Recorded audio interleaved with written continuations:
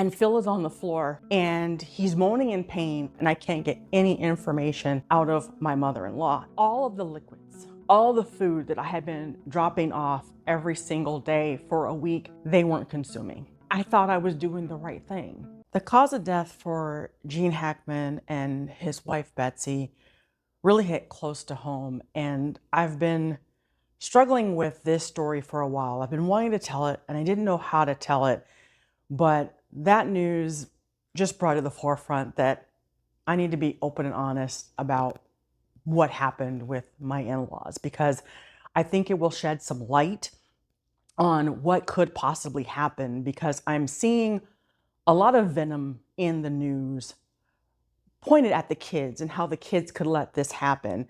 And so if you'll indulge me, I want to share my story so that you can see how even the most diligent children visiting and being there daily, something like this could still possibly happen.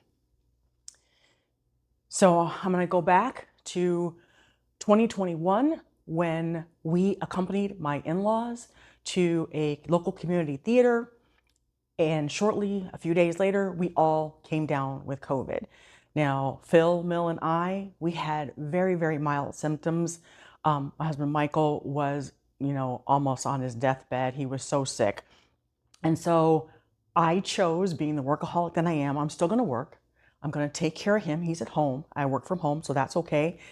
The in-laws, don't live that far from them. I'm going to go check on them a couple of times a day, make sure they're okay, especially since they just had, mild symptoms. They weren't really sick. So I'm going over there every evening to check on them, make sure they have their fluids, make sure they have their food, make sure they have any medications and tissues. And I'm doing this on a daily basis. And I want to say that was from maybe Sunday to Thursday, and then I was just so dead tired.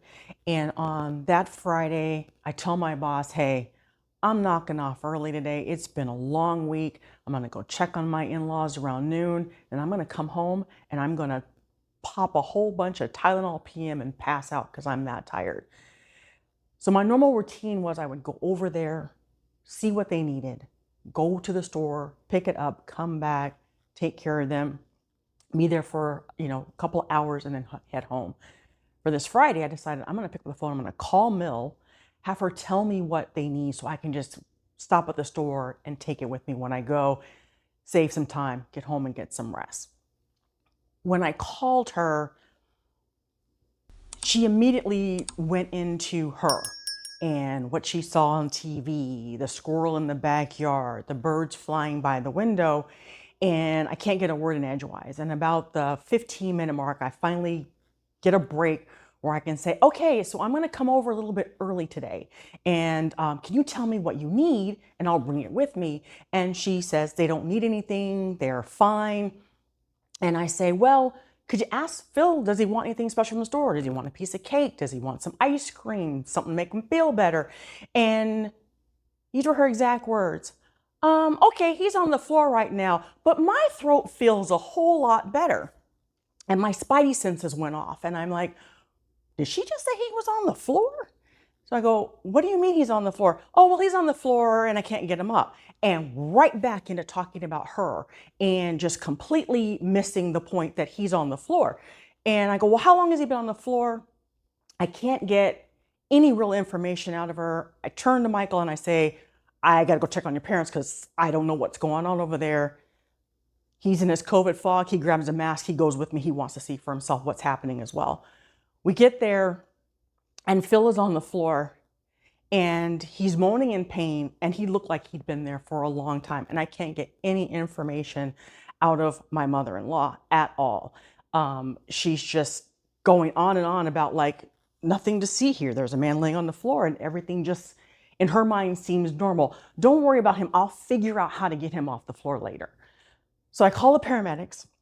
The paramedics come and they basically are about to call Adult Protective Services because they think these two old people are living here alone and can't take care of themselves. And they realize that we're family and says, okay, we won't call them. But you guys need to take care of this situation. And we're like, we've been trying to take care of this situation, but their doctor hasn't been cooperating with us. And he goes, well, they need to fire that doctor. So long story short, Paramedics take him to the hospital against Mill's orders because she just wants him to be put in a chair. I meet the ambulance at the emergency room, and Phil is in and out. I don't know the story. I'm telling them just what I've seen. I don't know what's going on. So they decide they're just going to keep him there and run a battery of tests. Change of shift happens with the nurses, and his second shift nurse comes in and says, I think there's something wrong with the records. Maybe the nurse before me didn't write something down. How many times have they changed his catheter bag? And I'm like, well, I've been here about 6 hours. They haven't changed it once since I've been here. That set off alarm bells in her head that he had been given 5 IVs and he hadn't gone to the bathroom yet. So she calls the doctor, she tells the doctor, and I forgot what solution they put in the next IV. He finally goes to the bathroom. It was the color of black coffee. Long story short, it takes about 36, 48 hours before we can actually get some real good information out of Phil. And what we discovered was all of the liquids, all the food that I had been dropping off every single day for a week, they weren't consuming. And they weren't consuming them because, as I mentioned in a lot of my videos, their furniture was low. They had mid-century modern furniture, and they have low boy toilets. And they had discovered that they could no longer get up and, I shouldn't say get down and on. They can no longer navigate their furniture, and they can no longer navigate their low boy toilets. And so in their minds, instead of telling us something is wrong, they've decided that they're just not going to eat or drink, and that will eliminate them from having to go to the bathroom. And so they don't have to get up and down on anything. And that was what they were doing. So they were basically tossing everything I was bringing over. I'm thinking everything is fine, they're being consumed, and they're not. And once we find out a little bit more about how Phil got onto the ground, we determined that he really needed to go to the bathroom and his legs weren't cooperating. So he got down to the ground to try to crawl and to go over to a piece of furniture to pull himself up, and he fell. And he fell backwards and he couldn't get off of the ground. And that happened that evening after I left them. So he'd been on the ground, and Mill's dementia prevented her from calling us. She didn't think anything was wrong, and she just let him lay on the floor. So I'm going there daily. I'm checking on them. I'm deceived about what's happening.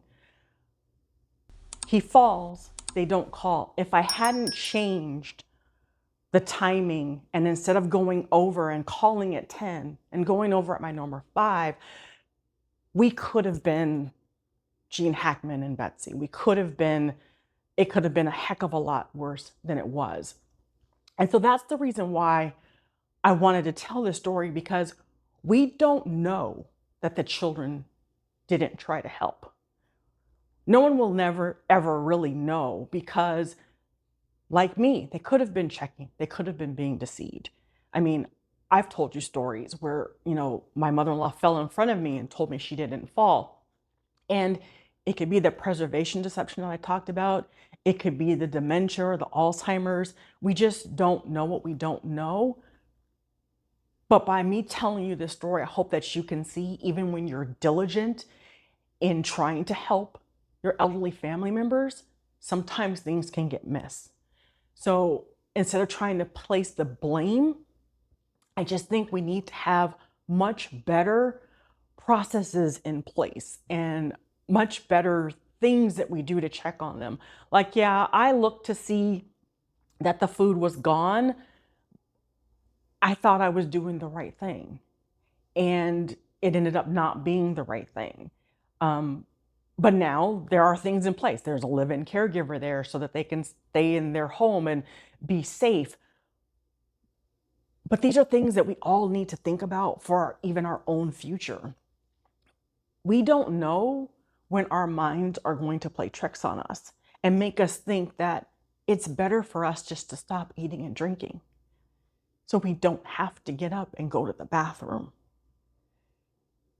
Please, right now, while you have the mental ability to do so, reach out to your family, reach out to your friends, let them in, tell them the truth.